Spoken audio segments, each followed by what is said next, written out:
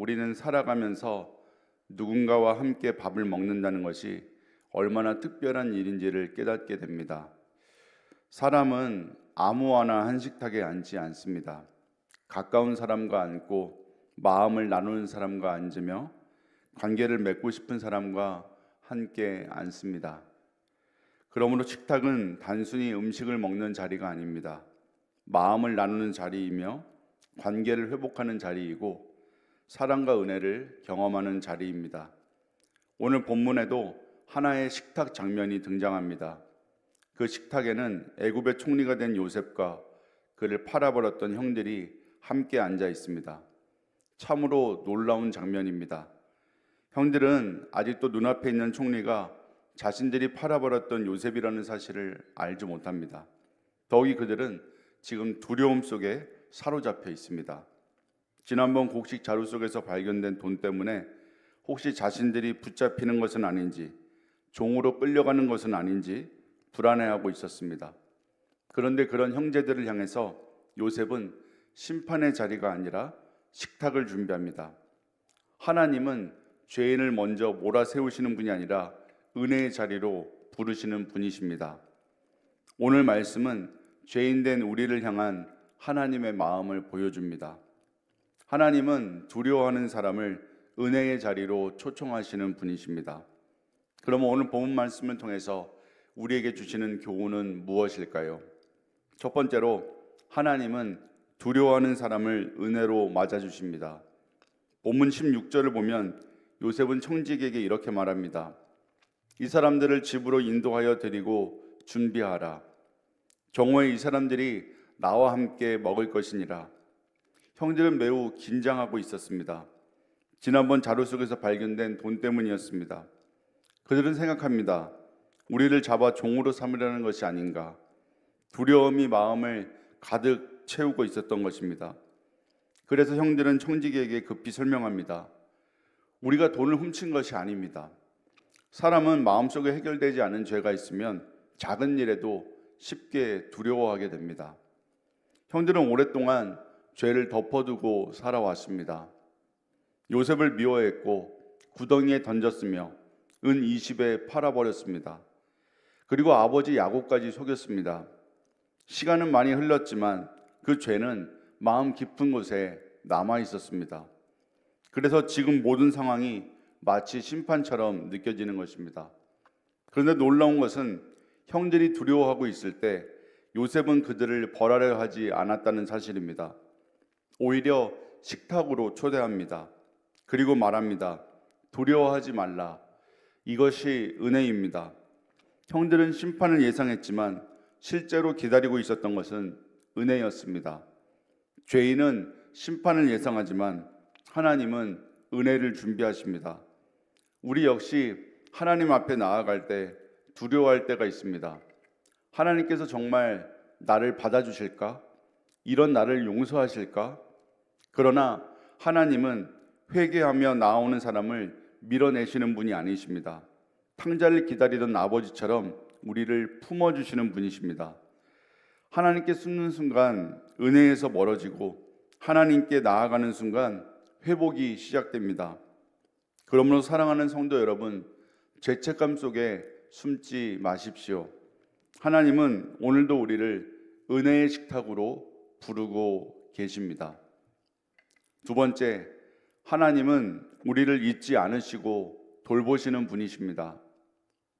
본문 29절을 보면 요셉은 베냐민을 보며 말합니다. 소자여, 하나님이 내게 은혜 베푸시기를 원하노라. 그리고 30절을 보면 요셉은 결국 울음을 터뜨립니다. 베냐민은 단순한 동생이 아니었습니다.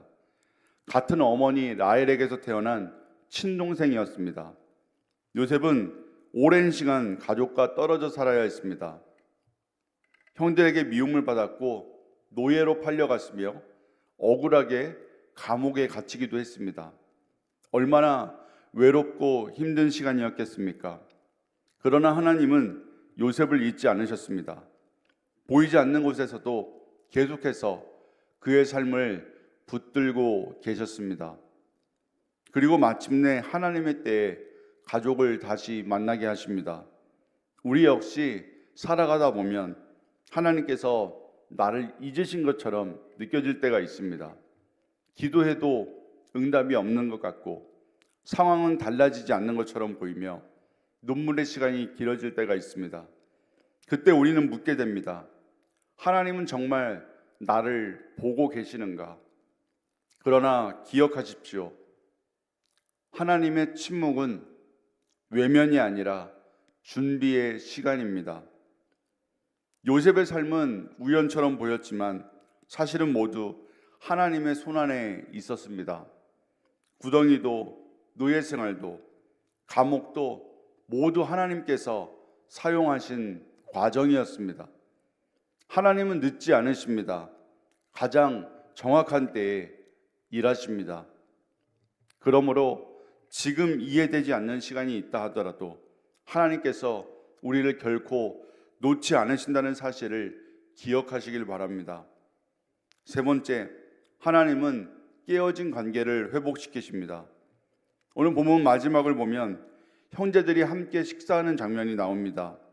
33절을 보면 형들이 나이 순서대로 앉게 됩니다.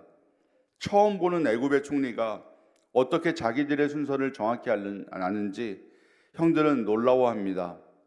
그리고 34절을 보면 베냐민의 음식은 다른 형제들보다 5배나 많았습니다. 이것은 단순한 편애가 아니었습니다. 사실은 시험이었습니다. 과거에 형들은 편애 때문에 요셉을 미워했습니다.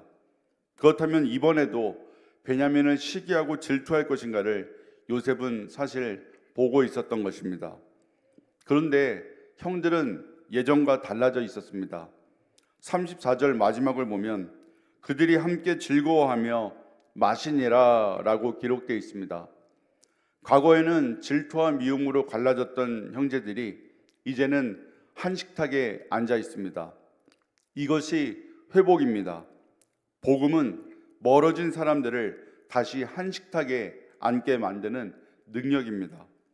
하나님은 깨어진 관계를 회복시키는 분이십니다.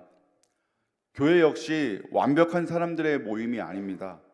상처 있는 사람, 눈물 있는 사람, 실수한 사람들이 은혜의 식탁에 함께 앉는 공동체입니다. 그러므로 우리는 정죄보다 회복을 선택해야 합니다. 미움보다 사랑을, 외면보다 품음을 선택해야 합니다. 상처를 붙드는 사람은 무너지지만 은혜를 붙드는 사람은 다시 살아납니다. 사랑하는 성도 여러분, 오늘 본문은 단순히 함께 식사한 이야기가 아닙니다. 두려움 속에 있는 사람들을 하나님께서 은혜의 자리로 부르시는 이야기입니다. 형들은 심판을 예상했지만 하나님은 식탁을 준비하고 계셨습니다. 그리고 그 식탁 위에서 잊혀졌던 사랑이 회복되고 깨어졌던 관계가 다시 이어지기 시작했습니다. 혹시 지금 여러분 안에도 두려움이 있으십니까? 하나님 앞에 숨고 싶은 마음, 외면하고 싶은 그러한 상처들이 있으십니까? 그렇다면 기억하십시오.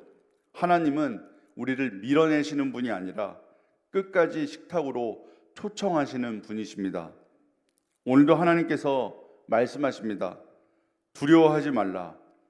그 음성을 붙들고 은혜의 식탁 앞으로 나아가는 저와 여러분이 되기를 소망합니다. 기도하겠습니다. 사랑의 하나님, 그렇습니다. 우리는 죄를 지으면 작은 것에도 두려워하며 주님을 피해 숨으려고 합니다.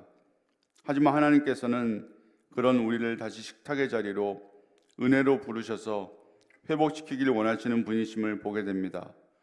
주여, 우리가 연약함으로 또 죄를 범할지라도 다시금 회개하며 은혜의 식탁 앞으로 우리를 부르시는 하나님 아버지를 바라보게 하여 주옵소서. 그래서 그 주님과 함께 늘 동행하는 우리의 삶이 되게 하옵소서. 감사하오며 예수님의 이름으로 기도하옵나이다. 아멘.